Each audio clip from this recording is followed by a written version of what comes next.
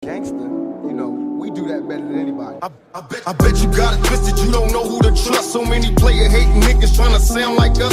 Say they ready for the front, but I don't think they know it. Straight to the depths of hell is where them cowards going. Well, all you still down, nigga, holler when you see me. And let these devils dissolve for the day they finally free me. I got a caravan of niggas every time we ride. Hitting motherfuckers up when we pass by. Until I die, live the life of a boss player. Cause even when I'm high, fuck with me and get crossed later. The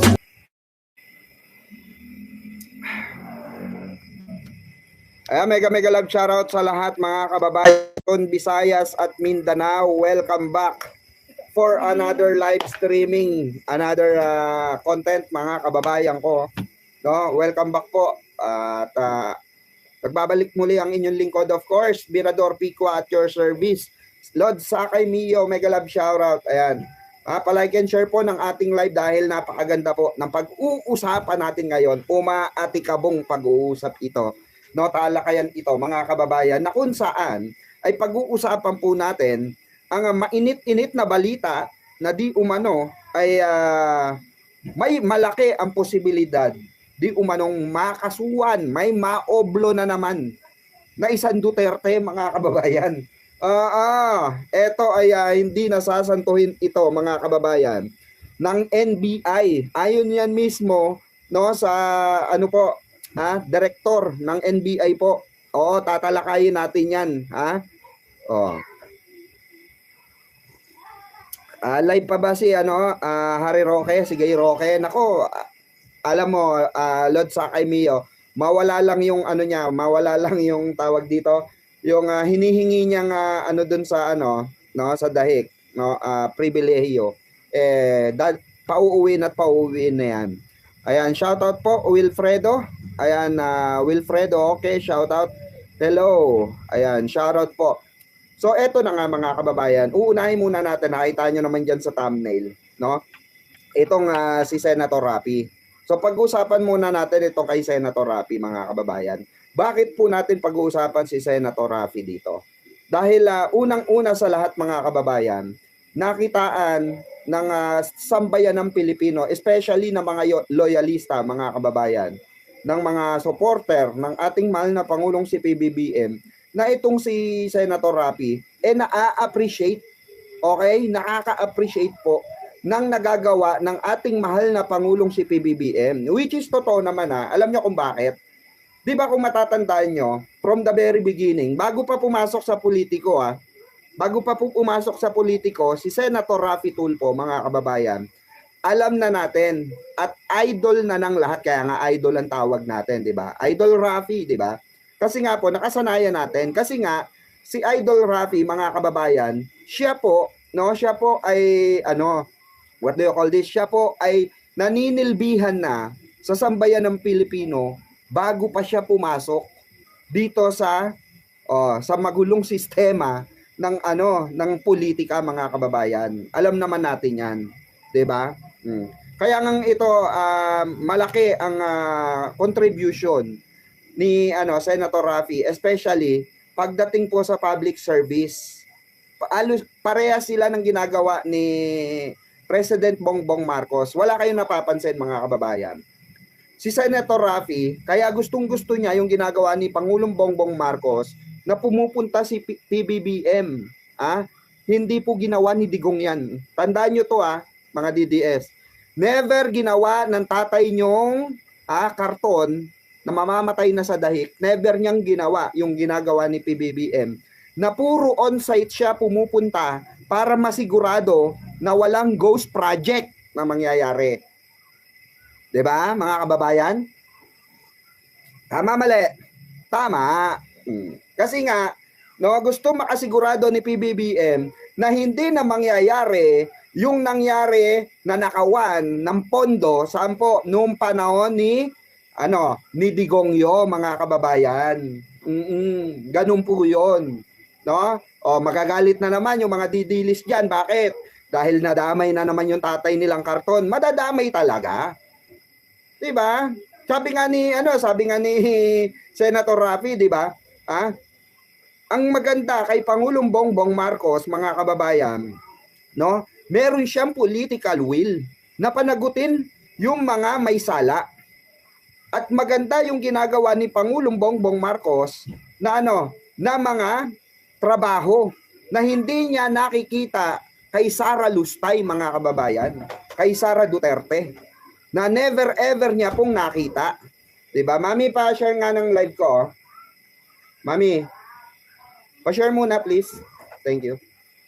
Ayan, pa-like and share po mga kababayan para marami tayong makapanood. Oy, shoutout pala sa kumpare ko nanonood ngayon, si Papa Tricks TV. Panoorin po natin Papa Tricks TV. Ayan. No? Maraming salamat. Nakasalukuyang nag-e-enjoy ngayon. Ayan. No, sana all nag-e-enjoy na lang Ako, eto, kape-kape lang ako. Ayan. Habang hawak natin ang Birador Mag. Ayan, Birador Mag. So eto na nga mga kababayan. Eto ang maganda kay Senator Raffy, mga kababayan Parehas kasi sila nagtatrabaho, public service. Alam naman natin na alam ni Senator Raffy Tulfo, mga kababayan, ni Idol Raffy, na kung ano ang salitang public service.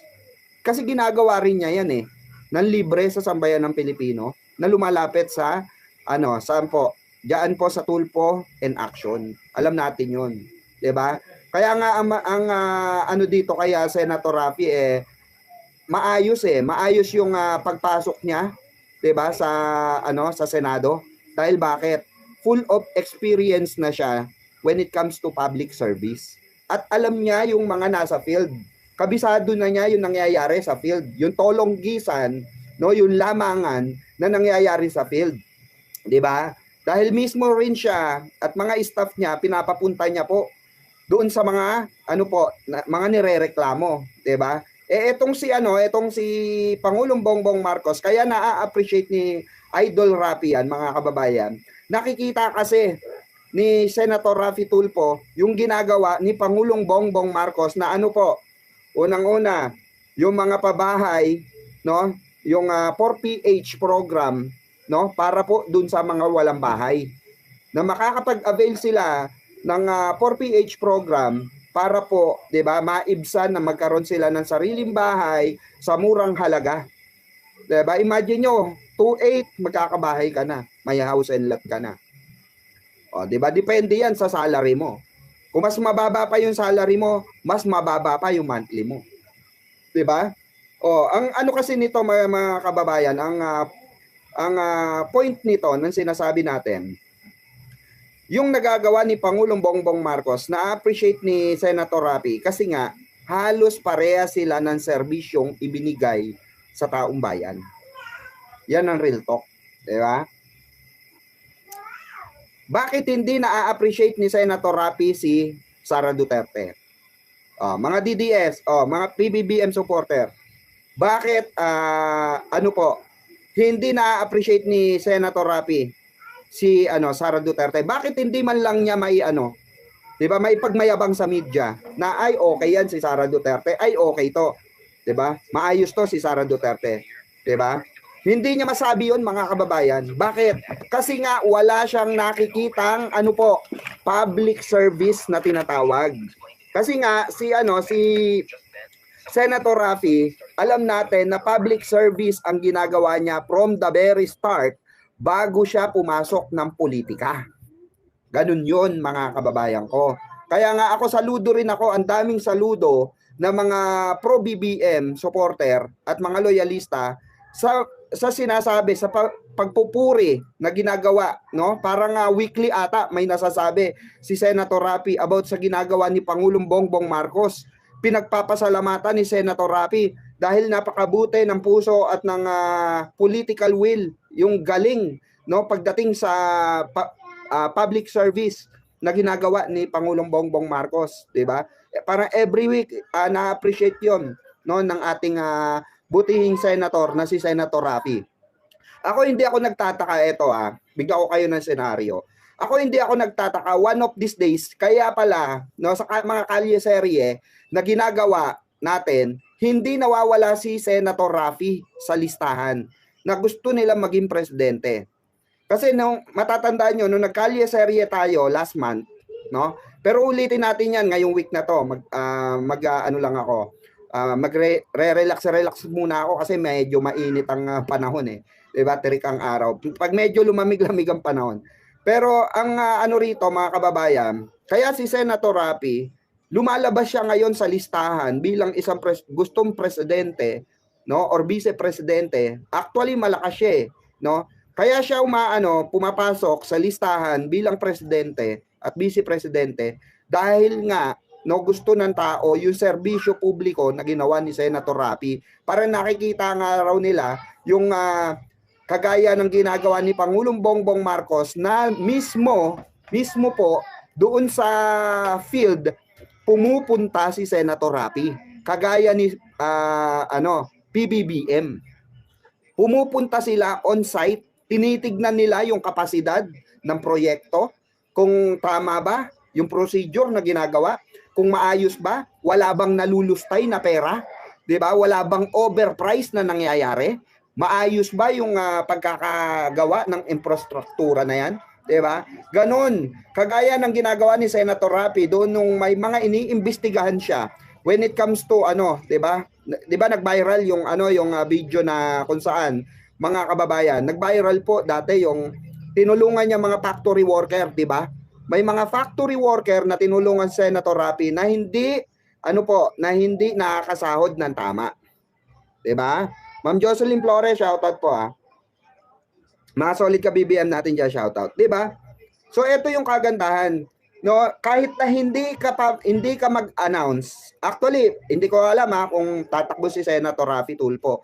Pero yung mga tao, yung nagsasabi Ito yung maganda kasi doon Yung tao yung nagsasabi, parang si Madam Lenny, 'di ba? Si BP Lenny. Si BP Lenny sabi, tumakbo. Ang taong bayan na may sabi, 'di ba? Na na tumakbo ulit sa pagkapangulo, 'di ba? So may mga tao talaga na nagugustuhan nila itong klase ng mga pamumuno ng mga taong ito kasi nga alam nila yung serbisyo publiko kung paano gawin. At naramdaman yon ng taong bayan, mga kababayan.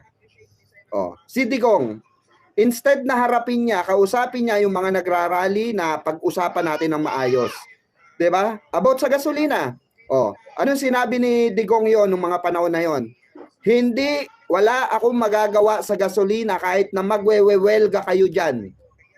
'Di ba? Mahirap kayo, putang ina. Wala akong pakialam.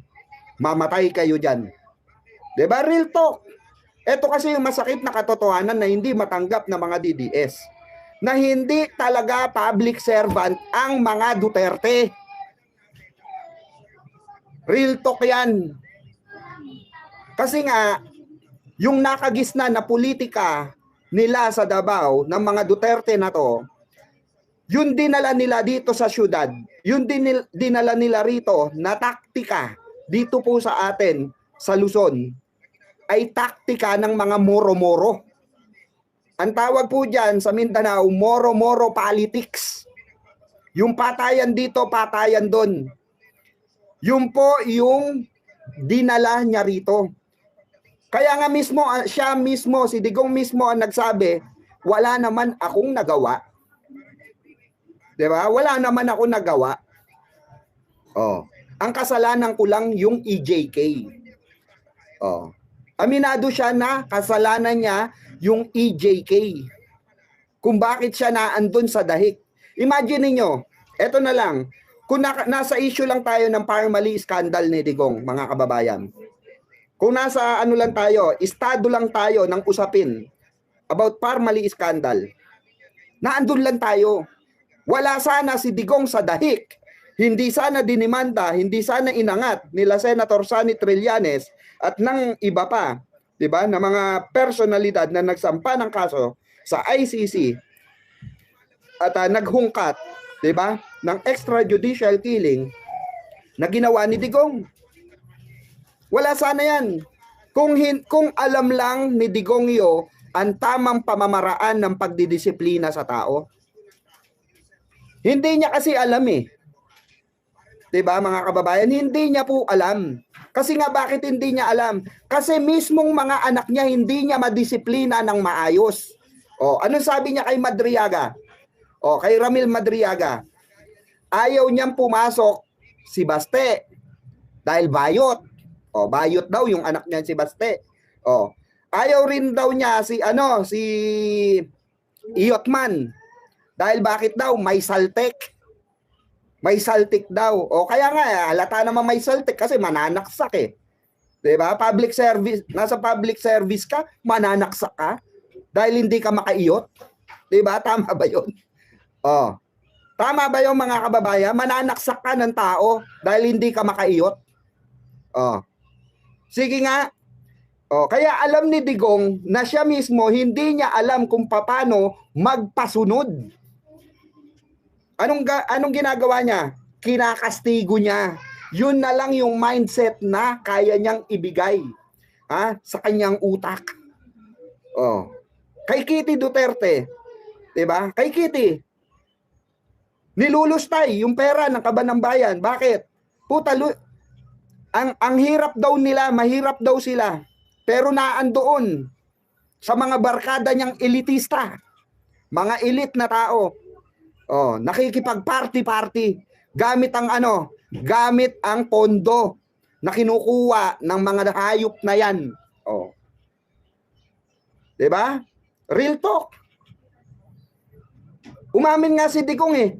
Mismo harap-harapan, umamin si Digong na mahirap siya. Tapos yung anak mo nakayate? Ano tayo rito, naglolokohan? Umamin si Digong na mahirap siya, wala siyang pamasahe papunta rito sa Maynila during hearing. Tapos putang ina, nagbabayad sila ng 150 million kay Kaufman. Buwan-buwan. Oh. Nag-anibersaryo na po siya sa Dahik.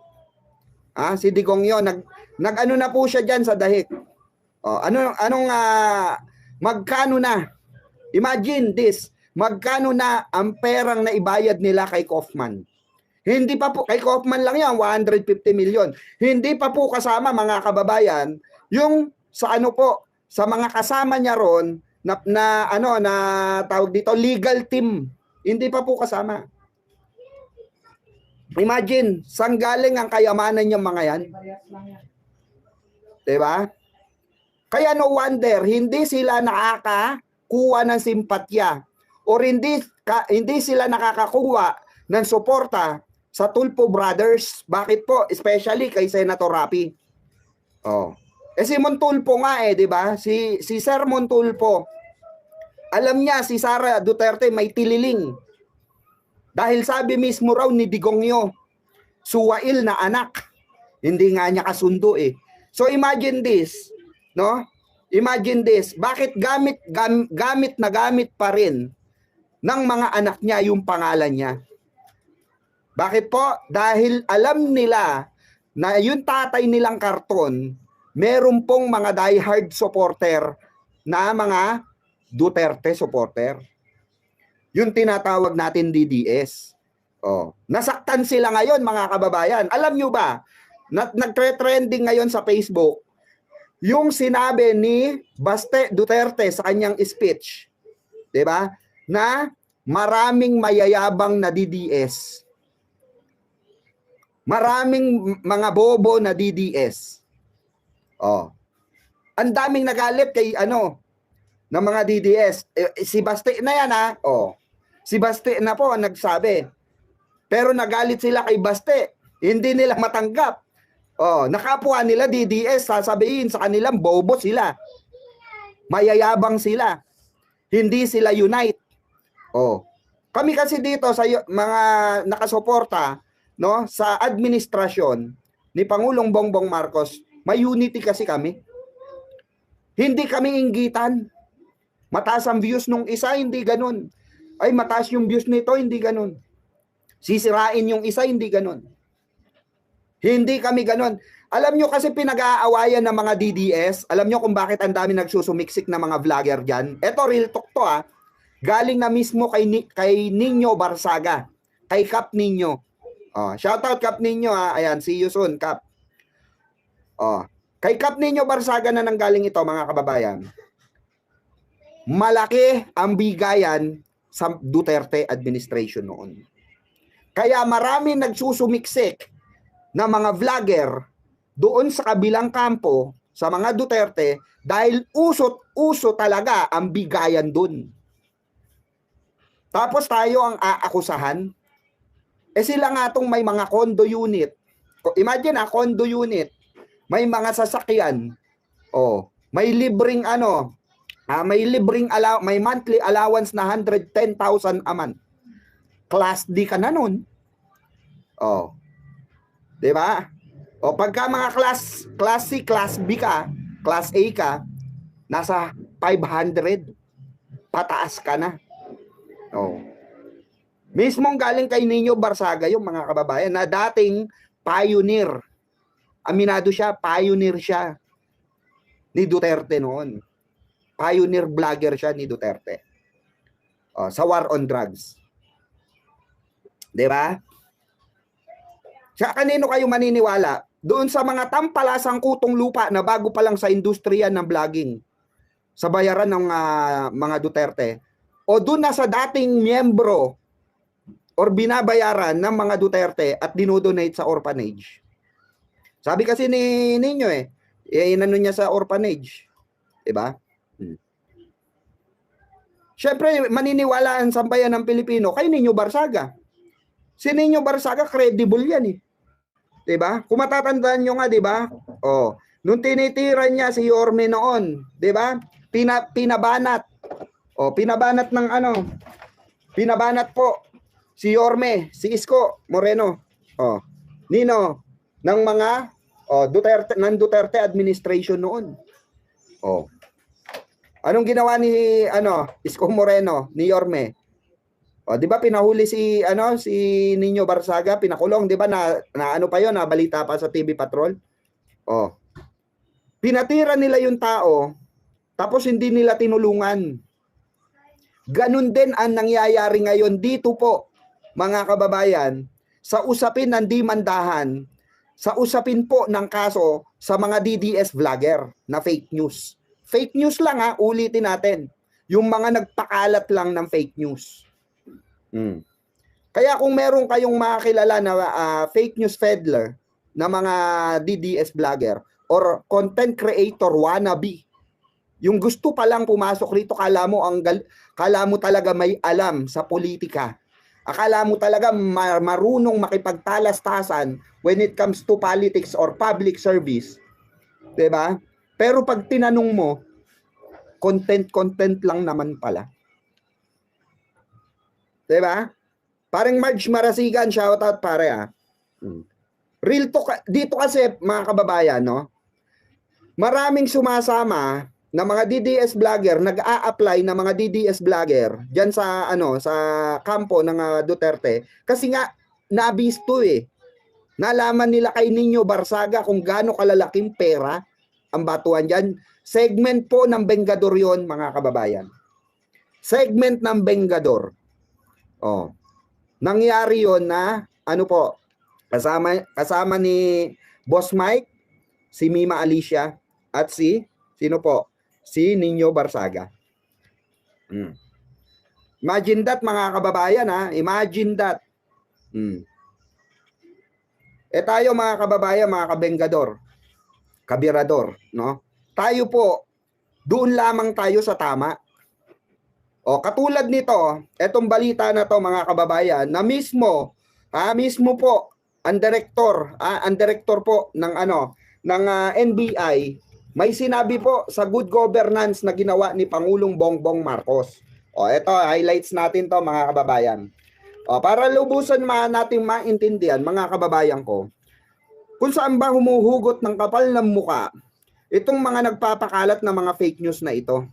At hindi nila naiintindihan yung salitang yung salitang propaganda. Kasi propaganda na po yung ginagawa nila.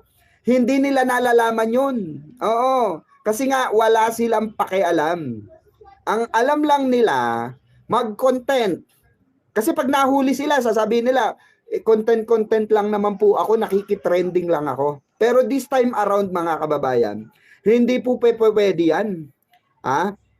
Messi ang TV, shout out. Ayan, shout out Ayan kala Pilkas. Ayan, shout out pala Pilkas.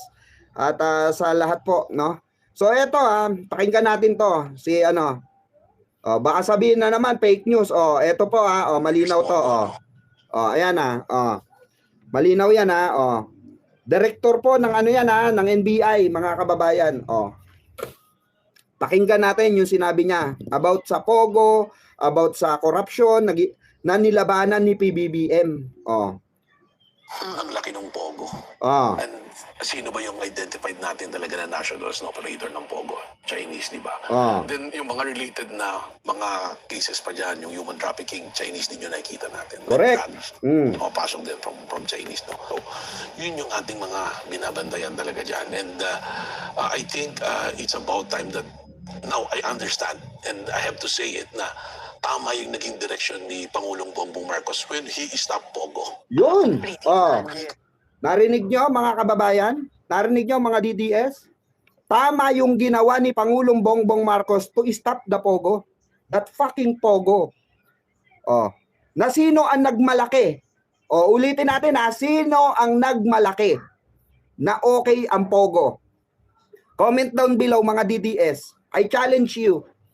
Sino ang presidenteng nagmalaki sa putang inang Pogo na yan? Na tinanggal ni Pangulong Bongbong Marcos na officially ban, hindi na pwede mag-operate. Sino ang nagmalaki niyan sa puki ng buwaka ng inang Pogo na yan na pumasok dito sa Pilipinas? Di ba si Duterte nyo, mga hayop kayo? Ngayon nyo sabihin na hindi traidor yung mga kupal at mga putang inang yan. Oh. Ngayon nyo sabihin. Di ba? Ngayon nyo sabihin na hindi traidor yan sa Pilipinas yung mga kupal na mga hindot na yan. Diba?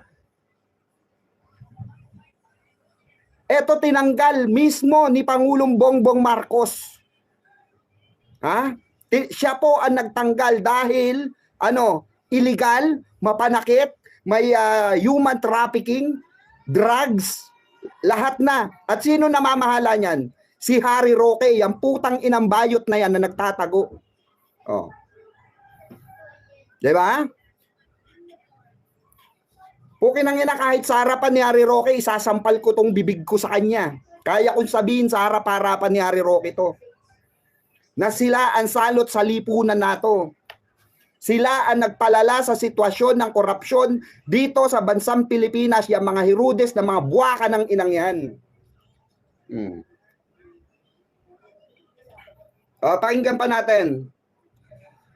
Stop niya kasi I think siguro whether consciously or nakita ni Presidente itong issue na to Tama. Kasi related din to, Attorney Karen, yung sa Bataan. Yung lumabas doon sa testimony kahapon ni Ramil Madriaga na land grabbing sa Maribeles, Bataan, that's when we're investigating it. So are you also investigating Attorney Harry Roque? Kasi na-mention ni Madriaga si Attorney Harry Roque. Even before niya minention, there's already a complaint ng 17 farmers na involved Chinese din.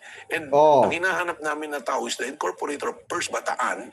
Is Pilipino na yung pangalan, Danny Caro, which there's very suspicion na ito, Chinese din na nakakuha rin ng birth certificate. If you will look at it, parang connected yata lahat. That's why I go back to saying na the decision of President Bongbong Marcos to stop Pogo is one of the best decision na ginawa Correct. protecting the Diba? national interest of our country. Tama. You remember there's Pogo, no? Ang laki ng Pogo. Tama. Yun yung sinasabi natin. Kasi kung interesado sa lagay, imagine niyo, ang laki ng pumapasok na pera sa Pogo. Ilang milyong katao araw-araw ang nai-scam niyang mga yan. Iba't ibang panig ng mundo, mga kababayan. Yang operation na yan.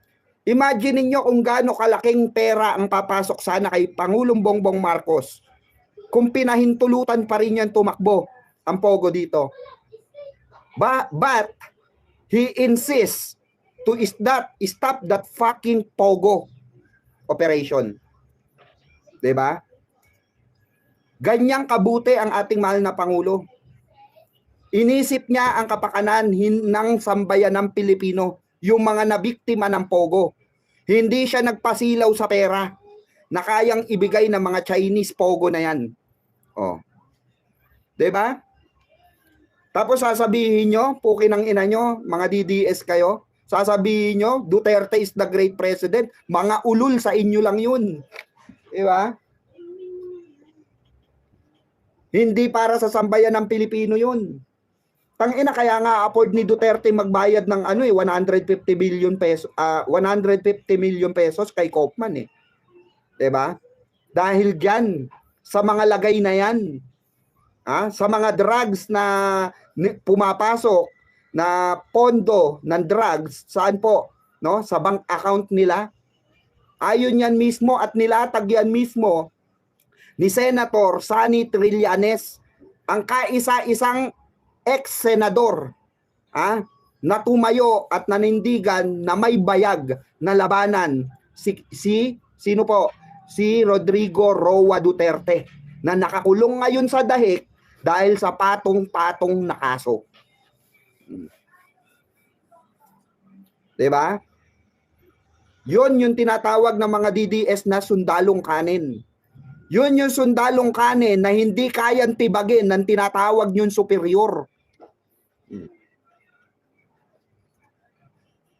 Si Duterte ba? Pinag-initan ba si Trillanes? Takot kay Trillanes. Si Pulong Duterte ba? Pinag-initan si Trillanes? Takot kay Trillanes. Si Sara Luspay ba? Kinastigo ba? Kinasuhan ba? Si Trillanes? Takot kay Trillanes. Then say it now. Sino ang pinakang matibay sa kanila? Gangster, you know, we do that better than anybody. I bet you got it twisted, you don't know who to trust. So many player hating niggas trying to sound like us. Say they ready for the front, but I don't think they know it. Straight to the depths of hell is where them cowards going. Well, all you still down, nigga, holler when you see me. And let these devils be sorry for the day they finally free me. I got a caravan of niggas every time we ride. Hitting motherfuckers up when we pass by. Until I die, live the life of a boss player. Cause even when I'm high, fuck with me and get crossed later.